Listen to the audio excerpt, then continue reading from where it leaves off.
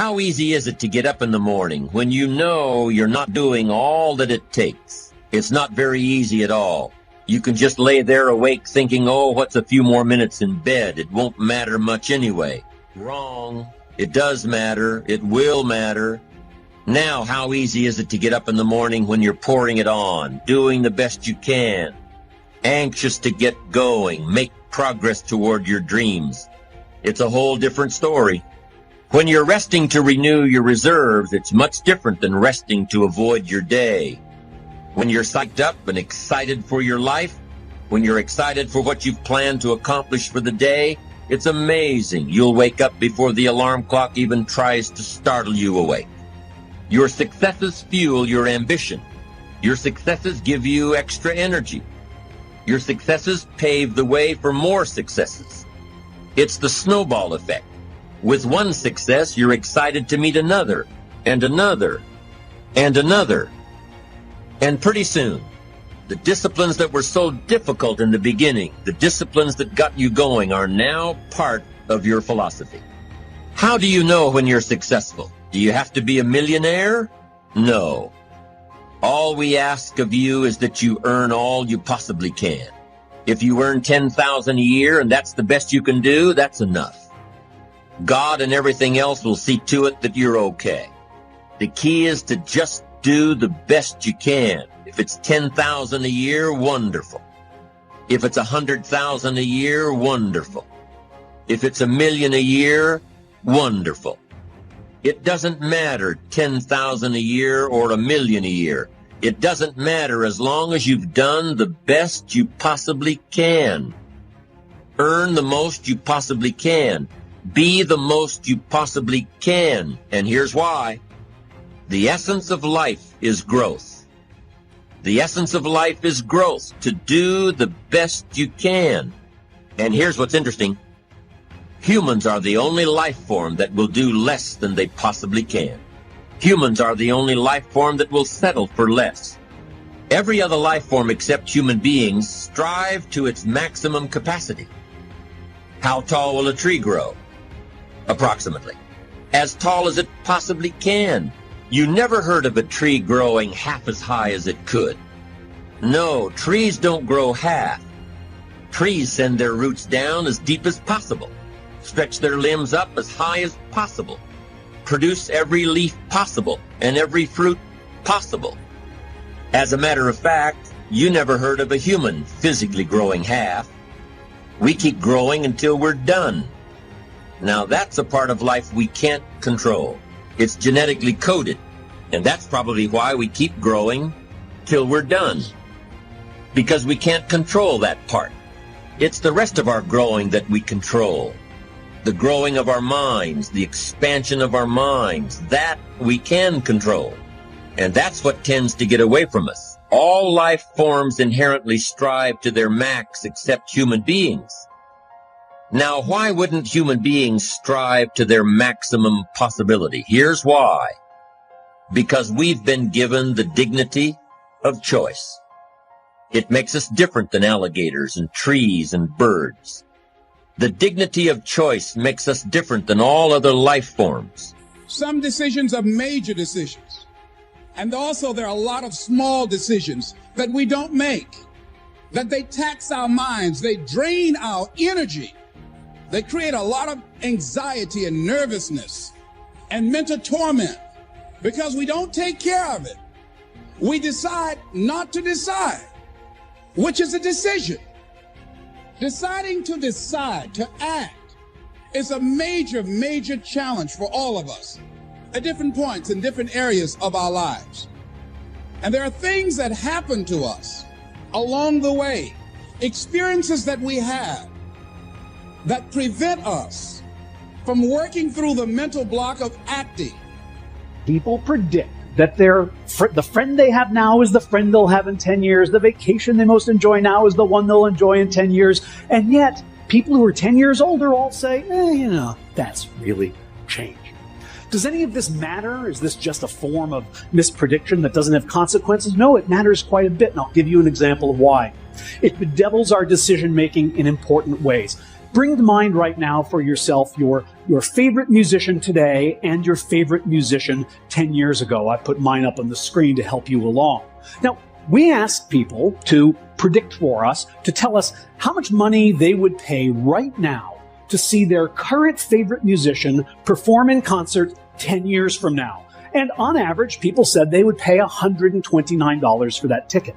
And yet, when we asked them how much they would pay to see the person who was their favorite 10 years ago perform today, they say only $80. Now, in a perfectly rational world, these should be the same number, but we overpay for the opportunity to indulge our current preferences because we overestimate their stability. Why does this happen? We're not entirely sure, but it probably has to do with the ease of remembering versus the difficulty of imagining. Most of us can remember who we were 10 years ago, but we find it hard to imagine who we're going to be. And then we mistakenly think that because it's hard to imagine, it's not likely to happen. Sorry, when people say, I can't imagine that, they're usually talking about their own lack of imagination and not about the unlikelihood of the event that they're describing. The bottom line is, time is a powerful force. It transforms our preferences, it reshapes our values, it alters our personalities. We seem to appreciate this fact, but only in retrospect. Only when we look backwards do we realize how much change happens in a decade. It's as if, for most of us, the present is a magic time. It's a watershed on the timeline. It's the moment at which we finally become ourselves. Human beings are works in progress that mistakenly think they're finished. The person you are right now is as transient, as fleeting, and as temporary as all the people you've ever been. The one constant in our life is change. Of doing those things that we know we ought to do. And so what I want you to think about is, what is there that you know you need to do, that you want to do this, but for some reason or another, you've been holding back. For some reason or another, you just have not been able to gather your nerves or be able to work through the procrastinating or putting it off or justifying or blaming. Some reason or another, you just haven't done it. And you know you ought to do this. You really want to do this, but you don't know why you haven't done it. We know that this is not easy, because in order to begin to reinvent your life, you've got to make a conscious, deliberate, determined effort. That you really have got to put all of yourself into it.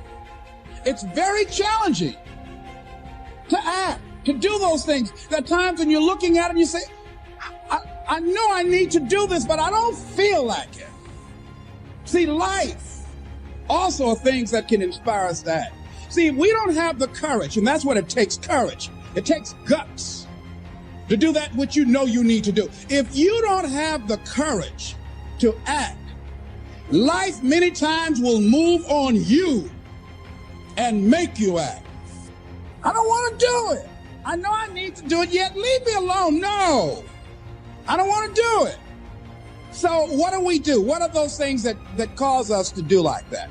I think that among the things that prevent us from acting is the fear of failure.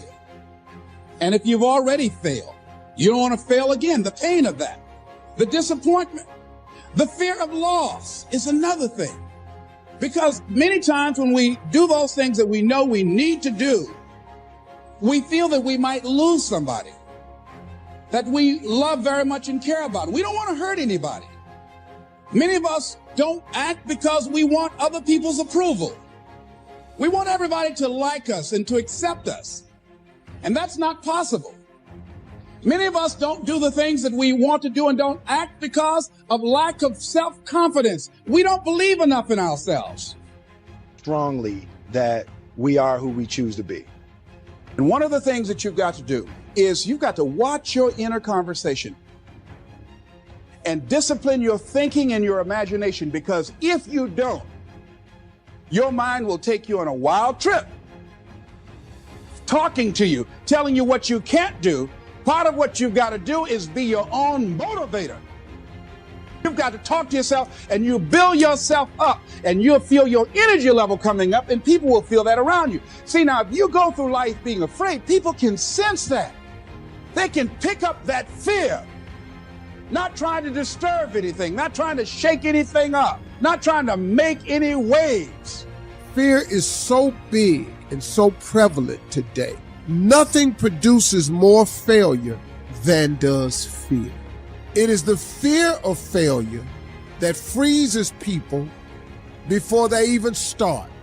It is the fear of failure that causes you not to want to deal with the rejection and the potential hurt that failure causes. So fear cripples you on so many levels. But how is it that some people somehow manage to get by anyway? What is it that you can do that would help you overcome whatever fear you're facing? Well, here's what I was taught, and this has helped me in my life, my career, my family, my jobs, my ambition, everything. You overcome fear with your dreams. I want y'all to listen to me closely.